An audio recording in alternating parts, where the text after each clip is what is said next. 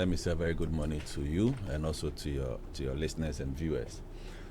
If you look at the way demonstrations are carried out over a period, in fact, to be very honest with you, most of the patterns I've observed, based on the crowd behavior analysis I do, suggest to me that a lot of them don't do what we call crowd behavior analysis and mood analysis. When you say a lot of them don't do, who are you referring to here? I'm referring to the protesters themselves and also the police. You know, yes, because you see,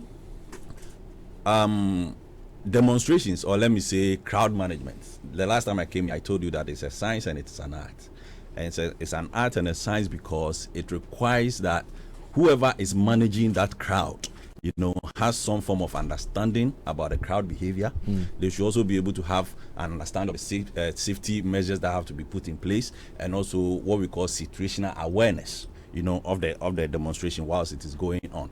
And it is only when a person has this kind of understanding that the person will be able to, you know, deploy very good and swift, you know, measures to quell the crowd in terms of, you know, changing their mood and their behavior. And I see that most of the time, because we don't do this kind of analysis, that is why the kind of response we get, especially from the protesters and the police, we normally have a lot of casualties. Why don't we have these analysis done? Is it to suggest that we're not aware that they exist and we need to know about them, or we simply do not care about them? Yeah, I think it's simply because people don't care. And, you know, over the period, what the police does essentially is that, look, just go and quell these people who are protesting and make sure maybe you protect life and properties, you know. So it's that kind of attitude. So let's say, for example, I don't know about it. Let's say, hypothetically, my listeners don't know about it. Yes. Explain to us, what does this analysis entail? Okay, so let's look at it this way. Every crowd, differs. So it differs either by motivation. So sometimes the crowd or the demonstrators, because of the kind of motivation they have, you see, they will be more agitated, and some will be much calmer than others. Okay, so it also even differs by the population density, and also by side, and also what we call psychological unity.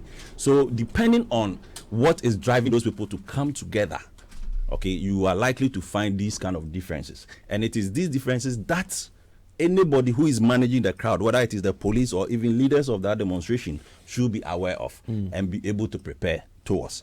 And now, most of the time, what people do is that, and people don't see, is that, you know, demonstrators, or what we call expressive crowd, is not a homogeneous group.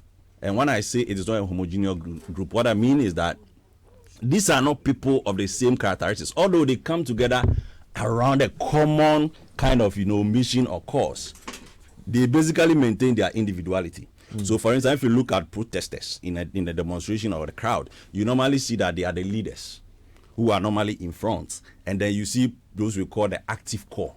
That is people who are behind, okay, who follow the leaders. And essentially, the leaders are those who are supposed to, you know, direct the way, you know, and coordinate the way the crowd moves and all that. And then the active core are those who take those kind of instructions from the leaders. Okay, aside this group, there are also those we call observers. So when a crowd is moving, there are some people who might be caught up in the movement. Okay, so David, those guys, necessarily they may not even be associated with your cause or your mission. They may not even care about whatever you are protesting about. So if, I mean, when I came in, I was listening to the conversation you had with your sports presenter. Yes, and he said that, look, along the way, they were caught in it. So they became essentially like observers. And now those observers, sometimes they become caught up by the frenzy of the movement of the crowd. Others too, it's also because maybe they want certain photo opportunities with certain key elements of the group. So as managers of, you know, protesters and demonstration, you have to look at all this. And now there's another category of people. Please don't lose your thought flow. Yes. On the category